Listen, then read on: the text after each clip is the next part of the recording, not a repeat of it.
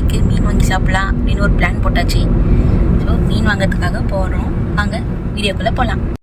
3 டேஸில் புரட்டாசி வருது. அதனால் இந்த மாதம் தான் கடைசி மாதம். நான்வெஜ் சாப்பிட்றதுனா கீழ்கட்டளை கிட்ட இருக்கிற ஒரு ஃபிஷ் மார்க்கெட்டு தான் இப்போ வந்திருக்கோம்.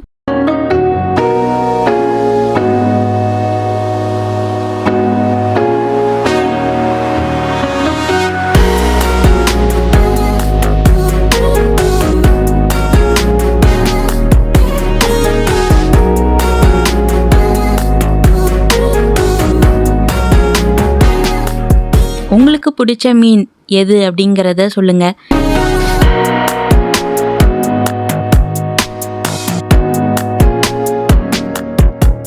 இங்கே மெட்ரோக்காக கன்ஸ்ட்ரக்ஷன் போயிட்டு இருக்கனால டேக் டைவர்ஷன் சொல்லிட்டு மடி பக்கத்துக்குள்ள விட்டாங்க. இங்க பாத்தீங்கன்னா எவ்வளவு அழகா இருக்கு பாருங்க. இங்க இருக்க ஏரியா ஆகட்டும், ஏரியா சுத்தி இருக்கிற பாத் பேமெண்ட்ல எவ்வளவு நீட்டா மெயின்டைன் பண்றாங்க.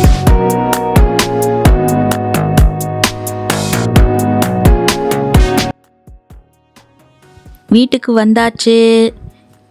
இந்த மீன்லாம் தான் நாங்கள் வாங்கினோம். வாழை மீன், பாறை, வஞ்சரம் இதெல்லாம் தான் இன்னைக்கு நாங்கள் வாங்கிட்டு வந்தோம். மீன் குழம்பு வைக்கிறதுக்கு அரிசியை களைஞ்சி வச்ச 2வது தண்ணியை எடுத்துக்கிட்டு 50 கிராம் இருக்கும் இந்த புளியை இந்த தண்ணியில் ஊற வைக்கணும். மீன் பொரிக்கிறதுக்காக கொஞ்சம் சின்ன வெங்காயம், சால்ட்டு, சோம்பு, கொஞ்சோண்டு இஞ்சி பூண்டு பேஸ்ட்டு, 2.5 ஸ்பூன் மிளகாத்தூள், கொஞ்சோண்டு கருவேப்பிலை போட்டு மிக்சியில் போட்டு அரைச்சிக்க வேண்டியதான்.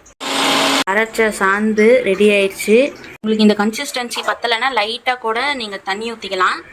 லெமன் ஜூஸ் 2 டீஸ்பூன் இதில் ஊற்ற போகிறோம். இந்த ஃபிஷ்ஷை நல்லா மஞ்சத்தூள் போட்டு வாஷ் பண்ணி நம்ம க்ளீன் பண்ணிக்க போகிறோம்.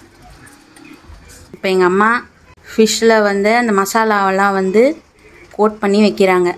20 மினிட்ஸ் இதை நம்ம ஊற வைக்கலாம். இல்லைனா இதை அப்படியே கோட் பண்ணிவிட்டு ஃப்ரீசரில் நீங்கள் வச்சுட்டா கூட உங்களுக்கு எப்போ தேவைப்படுதோ அதேமாரி நீங்கள் எடுத்து ஃப்ரை பண்ணிக்கலாம். இப்போ நீங்கள் ஃப்ரீசரில் வச்சுட்டு எடுத்த உடனே அதை ஃப்ரை பண்ணக்கூடாது. எனக்கு ரொம்ப ஜில்லுன்னு இருக்கும்ல. ஒரு 10 மினிட்ஸ் கொஞ்சம் நேரம் வச்சுட்டு அதுக்கப்புறம் ஃப்ரை பண்ணிங்கன்னா நல்லாயிருக்கும். என்னதான் தெரியல, எப்போ பார்த்தாலும் சத்தம் போட்டுக்கிட்டே இருக்கும் இந்த ஸ்குவிரில்லாம். எப்படி கத்துறானுங்க பாருங்கள் ஃப்ரெண்ட்ஸ். உங்களுக்கு என்னென்ன ஃபிஷ்ஷு பிடிக்கும் அப்படிங்கிறது கமெண்ட் பண்ணுங்கள். இந்த கார்த்திகை வாழை, அதுக்கப்புறம் கிழங்கா மீன் சொல்லுவாங்களே, அந்த மீன்லாம் முள் அதிகமாக இருக்குமா, அதனால் கொஞ்சம் அதெல்லாம் சாப்பிட்றது அவாய்ட் பண்ணிவிடுவேன். இப்போ குழம்புக்காக ஒரு மூடி தேங்காவை நல்லா பேஸ்ட் மாதிரி அரைச்சிக்கணும் ஃப்ரெண்ட்ஸ். இதில் 1 2 3 டீஸ்பூனில் இப்போ நம்ம மிளகாத்தூள் போட்டிருக்கோம். இது கறி மிளகாத்தூள். இதில் மஞ்சள், தனியா அதெல்லாம் போட்டிருப்பாங்க. சின்ன வெங்காயம் ஒரு 10 கிட்ட போட்டிருக்கோம். இது குழம்ப இந்த மசாலா வச்சு தான் நம்ம கரைக்க போகிறோம். குவான்டிட்டி பார்த்தீங்கன்னா 4 பேர் சாப்பிட்ற மாதிரியான குழம்பு தான் இப்போ வைக்க போகிறோம். செக்கில் ஆட்டின கடலை எண்ணெய் 50 ml ஊற்றிருக்கோம். கொஞ்சோண்டு வெந்தயம் போட்டாச்சு. வெந்தயம் கம்மியாக போடுங்க, அதிகமாக போட்டால் கசக்கும். இது வடகம். இது நாகப்பட்டினம், திருவாரூர், இந்த டெல்டா மாவட்டத்தில் கண்டிப்பாக இது எல்லாத்துக்குமே யூஸ் பண்ணுவாங்க. இதை நாங்கள் இப்போ 1 ஸ்பூனுக்கு ஆட் பண்ண போகிறோம் மீன் குழம்புல. இப்போ வடகம் 1 டீஸ்பூனுக்கு வடகம் போடுறோம். இப்போ இது போட்டு பொரிஞ்சக்கப்புறம் தான் நம்ம சின்ன வெங்காயம் ஆட் பண்ண போகிறோம். குழம்பு உனக்கு யார் சொல்லி தந்தது? இது எங்கள் அம்மா சொல்லியிருக்காங்க. உங்கள் அம்மாவுக்கு? அவங்க அம்மா சொல்லியிருக்காங்க. மொத்தம் இது ரொம்ப பாரம்பரியமான ஒரு மீன் குழம்புங்க. தாத்தா பாட்டி காலத்தில் முன்னாடியிலேருந்தே வைக்கிறோம். 3-4 ஜெனரேஷனாக இந்த ரெசிபி தான். உங்கள் வீட்டில் கண்டிப்பாக ட்ரை பண்ணி பாருங்கள். கருவேப்பிலையே போட போட்டு ஃப்ரெண்ட்ஸ், இதை 2 தக்காளி. இந்த தக்காளி எவ்வளோ தூரம் வதங்கணும்? தக்காளி நல்லா இதோட மேஷ் ஆகும். அரிசி களைஞ்ச இந்த கழனி தண்ணி, செகண்ட் வாட்டர் நம்ம புளி கரைச்சி வச்சோம்னா அதுதான் ஃப்ரெண்ட்ஸ். இது தேவையான சால்ட்டு, தேவையான உப்பு. இதுதான் குழம்போட பேஸு. பார்த்துக்கோங்க.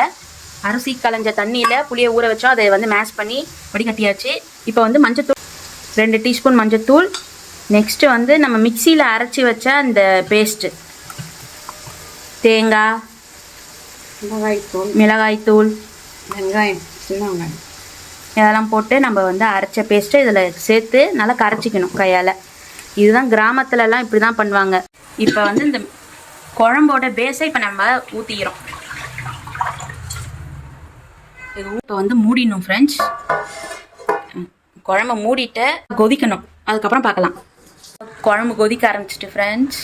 இப்போ இதுமாதிரி கொதிக்கும் போது இந்த எண்ணெய்லாம் அப்படியே வரும் பாருங்க, அந்த நேரத்தில் தான் ஃபிஷ் வந்து நம்ம போடணும். மெதுவாக போடணும் ஃபிஷ்ஷு. அதுமாதிரி குழம்ப வந்து கிண்டும் போது மெதுவாக கிண்டணும், இல்லாட்டியும் மீன்லாம் வந்து உடைய ஆரம்பிச்சிடும். அப்புறம் மீன் குழம்புல மீன் இருக்காது. மீன் போட்டக்கப்புறம் இது மூடி போட்டு 5 மினிட்ஸ் கழிச்சு பாருங்கள் மீன் எப்படி வெந்திருக்குன்னு. பட் ரொம்ப போட்டு கலக்கக்கூடாது குழம்ப, இல்லாட்டி மீன் உடஞ்சிடும். 5 மினிட்ஸ்க்குள்ளேயே திறந்து பாருங்கள். இப்போ மீன் வந்து குழம்பு ரெடி ஆயிடுச்சு. இந்த இடத்துல நல்லா இந்த மாதிரி இல்லாமல் கொதிச்சதுன்னா நல்லா முடிஞ்சிடுச்சு, அவ்வளோதான். நம்மளோட மீன் குழம்பு ரெடி. உங்ககிட்ட ஒரு விஷயம் காட்டணும்னு நினச்சேன் ஃப்ரெண்ட்ஸ். எங்கள் பேரண்ட்ஸு ஊருக்கு போனதா சொன்னேன்ல, ஊர்லேருந்து வரும்போது கொஞ்சம் ஸ்வீட்ஸ்லாம் வாங்கிட்டு வந்தாங்க. ஸ்ரீ கிருஷ்ணா ஸ்வீட்ஸ் அண்ட் பேக்கரின்னு சொல்லிட்டு. இது வந்து கொடைவாசல் நன்னிலம், அதாவது இந்த கும்பகோணம் போகிற வழியில் இருக்குது ஃப்ரெண்ட்ஸ். இது சூப்பராக இருக்குது. பார்த்தீங்கன்னா எல்லாம் நாட்டு பலகாரம் தான். ஸ்வீட்னஸ் வந்து ரொம்பவும் அதிகமாக கிடையாது. எல்லாமே தேங்காய் எண்ணெயில் செஞ்சுருக்காங்க. எல்லாமே ஸ்வீட் வந்து செமையாக இருக்குது. இங்கே சென்னையில் நம்ம A2B கிராண்ட் ஸ்வீட்ஸ்னு என்ன வாங்கினாலும் இது வந்து தனியாக வந்து நிற்கிது ஃப்ரெண்ட்ஸ் டேஸ்ட்டு. இந்த ஜாங்கிரிக்குன்னா இந்த ஒரு எசன்ஸ் மாரி ஒன்று போடுவாங்க பாருங்கள், அதாக இருக்கட்டும். பாதுஷாவில் இருக்கிற மைல்டு ஸ்வீட்னஸ்ஸு. இப்போல்லாம் கிராம்பே போட மாட்டாங்க ஃப்ரெண்ட்ஸ் லட்டில். இந்த லட்டுலாம் வந்து பார்க்கவே முடியறதில்ல நம்ம ஊரில். பார்த்தாலும் சில ஐட்டம்ஸ்லாம் அதில் போட மாட்டுறாங்க. அதுதான் கொஞ்சம் வருத்தம். உங்களுக்கு ஸ்வீட்ஸ் எந்த ஸ்வீட்ஸ்லாம் எப்படி இருந்தால் நல்லாயிருக்கும் அப்படிங்கிறது சொல்லுங்கள். இது கும்பகோணத்தில் மட்டும்தான், அந்த ஏரியாவில் மட்டும்தான் கிடைக்கும் இந்த பாவக்காய். அவ்வளோ டேஸ்ட்டாக இருக்கும். ரொம்ப ரேர் இது கிடைக்கிறது. இதை வந்து கட் பண்ணி வேக வச்சு இதை உப்பு போட்டு இதை வந்து காய வச்சுருக்காங்க. இது நம்ம வந்து டைரெக்டாக சன்லைட்டில் நம்ம காய வச்சுட்டு மோரில் போட்டு ஊற வச்சு இன்னொரு தடவை காய வச்சு அதை நம்ம வந்து வத்தல்லாம் போடுற மாதிரி இது வந்து பாவக்காய் வத்தல். இதை நீங்கள் பொரிச்சு நல்லா தயிர் சாதத்துக்கு, சாம்பார் சாதத்துக்கு, வெஜிடபிள் கூட்டு குழம்பு எது இருந்தாலும் அது கூட இது சூப்பராக இருக்கும். இதை வந்து ட்ரை பண்ணுங்கள் கண்டிப்பாக. கும்பகோணம் யாராவது போனீங்கன்னா இது கண்டிப்பாக எங்கே இருக்கான்னு தேடி பிடிச்சி வாங்குங்க. வேறு எங்கேயுமே இது கிடைக்காது ஃப்ரெண்ட்ஸ். கண்டிப்பாக இந்த குழம்பு அண்டு ஃபிஷ் வறுவலை செஞ்சு பாருங்கள், ரொம்ப டேஸ்டியாக இருக்கும். இந்த வீடியோ பிடிச்சிருந்தா லைக் பண்ணுங்கள், அப்படியே சப்ஸ்கிரைப் பண்ணிடுங்க. நெக்ஸ்ட் வீடியோவில் பார்க்கலாம். அது வரைக்கும் பாய்.